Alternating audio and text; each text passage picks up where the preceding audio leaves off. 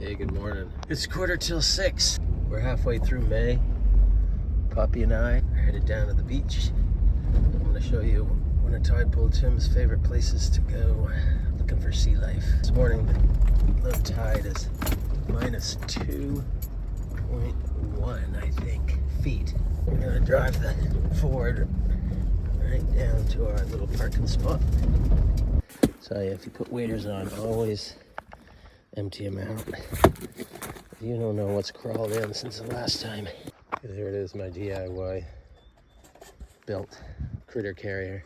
Thanks to Leatherman. Here we are. Got my cap on today. A little bit chilly. We're walking way out here on the tide. I don't know if you could see the little tidal island way out there. That's where we're headed. Here's our first creature. Check this out. We got a razor clam. It's sticking right up and out of the mud. Oh, look at that.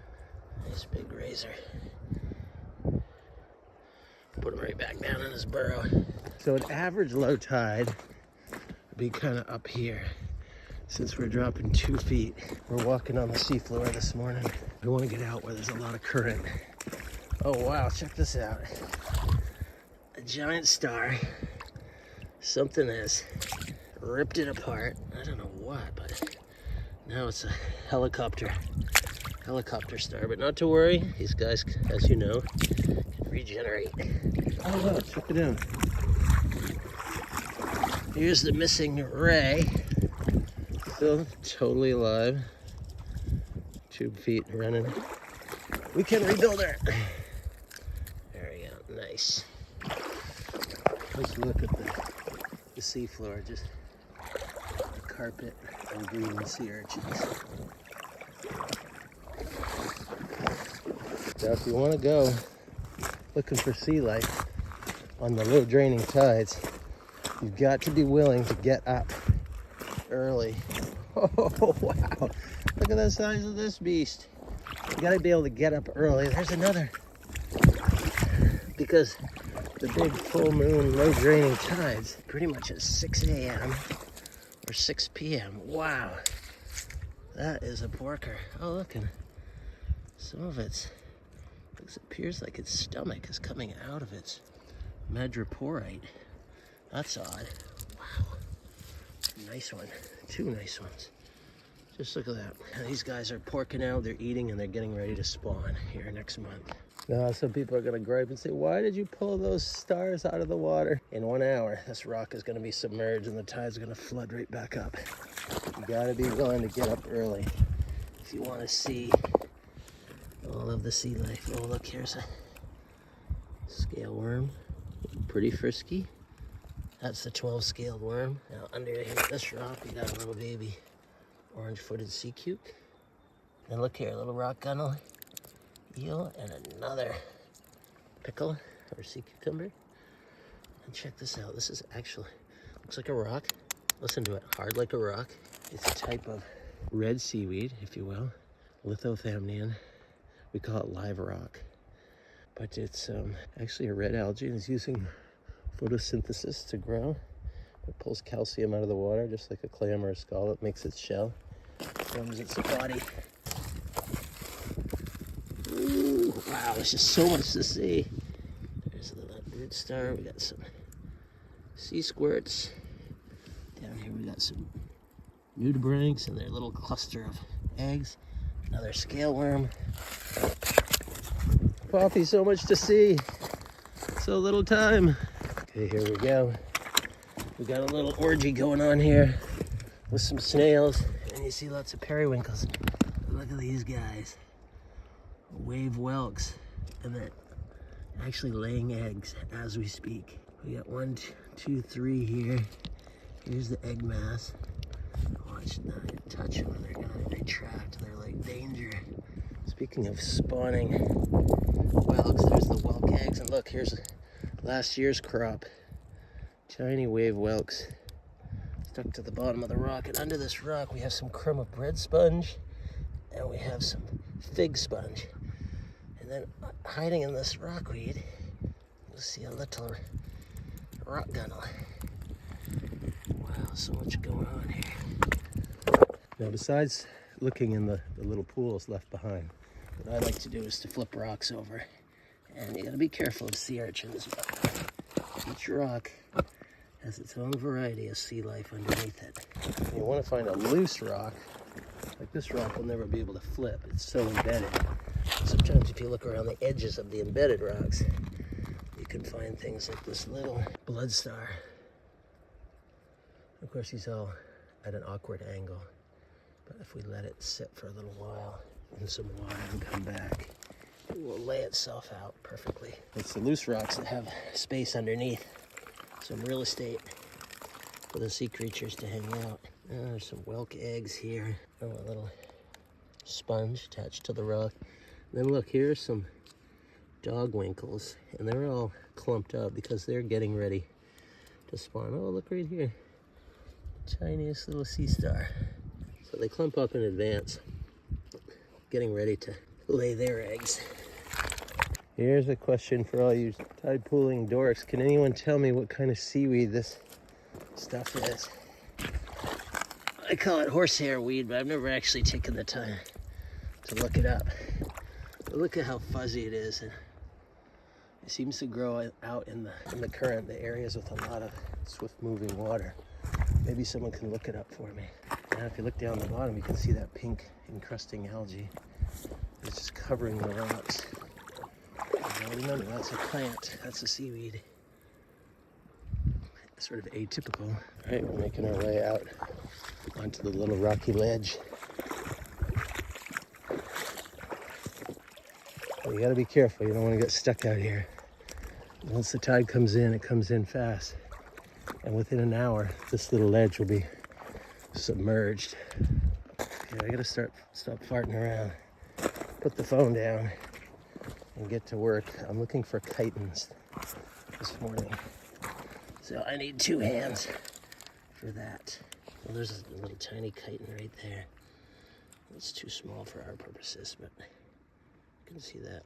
It's got this foot on the bottom and this armored shell on the top. The Northern Red Chiton. You go back. Let's see what we can find. Oh, Poppy's got something. Of course, no visit to the shore would be complete without finding an invasive friend. There it is, the one-armed male green crab, ready to fight. Oh yeah, ready to fight. Ready to fight. Get back here. Seagull food, hopefully.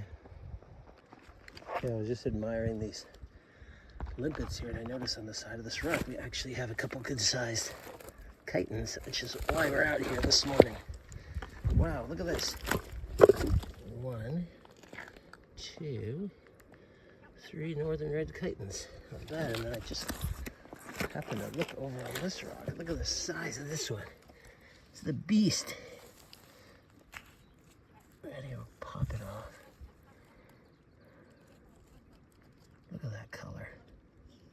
This one's a good 1.5 inches long, maybe pushing 2 inches. That is what we need for our customer. He's doing a little study of 2 different species. This is one of Poppy's main sports when we're down tide pooling, is fighting with green crabs. She's only been pinched once. She somehow knows that it really can get her. And of course this makes it easier because this crab, he only has 1 claw. Not much here. Oh, there is something nice here. Got a little brittle star. Daisy brittle. There you go, little brittle. Watch it go.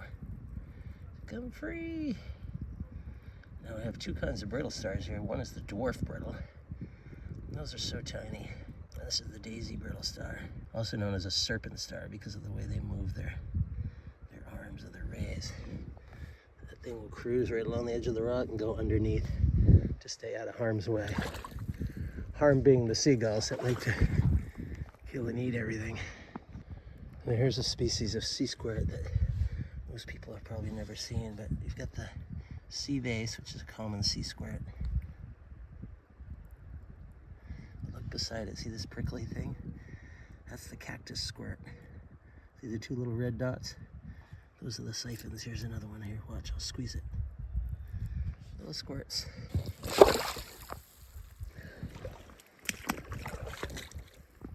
Okay, the tide's starting to roll back in. We're running. We got a few red chitons.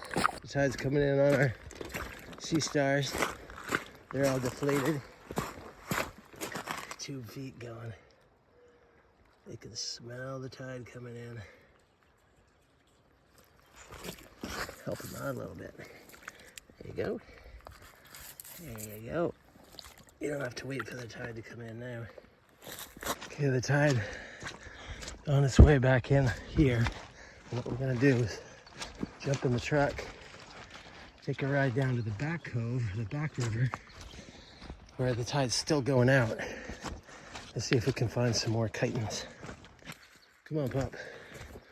We gotta go. The tide's still going out here. We're still in the pink zone. Urchins here. Once again, the urchins are down here where there's a lot of crab and a lot of seaweed washing around. That is their bread and butter. It's hard at low tide because you only have so much time, an hour or two at the best, to find what you're looking for. So I gotta race around. Oh boy, there's a beauty right there. Nice big chiton.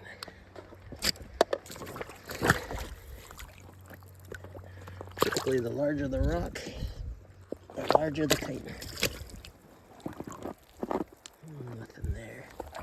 There's a big flat rock. There's a good one. There we go. Getting another big porker star.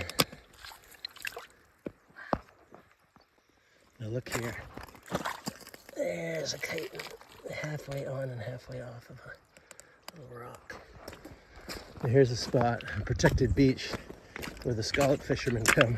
Of course, the tide would be in, their boats would be floating. I'd be under 10 feet of water, but they cut open the shells of the scallops and they pull out the meat. Beautiful. Atlantic sea scallops. Okay, we got the jackpot right here. Flip this rock over. Look at the chitons. 1, 2, 3, 4, 5. Just on that one small little rock. Amazing. Here's something we haven't seen yet this morning much of. A great big orange-footed sea cucumber. As they say in the trade, that is a fine specimen. Look at those little tube feet, slowly retracting its tentacles. Pretty heavy, maybe a half-pound pickle, as they call them. We're just walking along and looking down into the water. Look at the size of this chiton. Oh boy. It's a giant 2-incher. Oh, hey, check this out. Oh, don't stab myself. Regular green sea urchin. The albino. Well, not exactly, but let's call it an albino for Tidepool Tim's sakes. We're down in the pink zone in another tide pool. Right around to the spot. The tide's gonna come in and flow over that little gap there, but you can see the pink encrusting purple thamnion. I want to show you this little guy I just spotted. We got a toad crab here. Also known as the decorator crab. Some people call these spider crabs, but if you look at that triangular shape, spider crabs have a round body and toad crabs have that pointed rostrum, I think it's called. But yeah, he's just cruising around in this pool. You see razor clam shells in here. There's surf clam shells. Lots of tiny little urchins. We're still picking rocks and finding more chitons. This stone right here probably has a couple. Yeah, there's a couple right there. Little baby one. Quite a pool. kind of forgot about this one. We ran to it because we knew, even though the tide is now an hour past low and flooding in, we could get to this pool and maybe find a few other creatures. Let's flip this rock over and see. Any chitons? Oh yeah, plenty on there. Look at this cluster of interesting algae. Now here's a better look at that seaweed that I asked someone to help me identify. So fuzzy, so feathery. But sometimes if you move it, there's some creatures hiding underneath, waiting for the tide. Nope. Poppy's trying to be careful she doesn't step on a sea urchin. Look down in here. Ooh. Red chiton.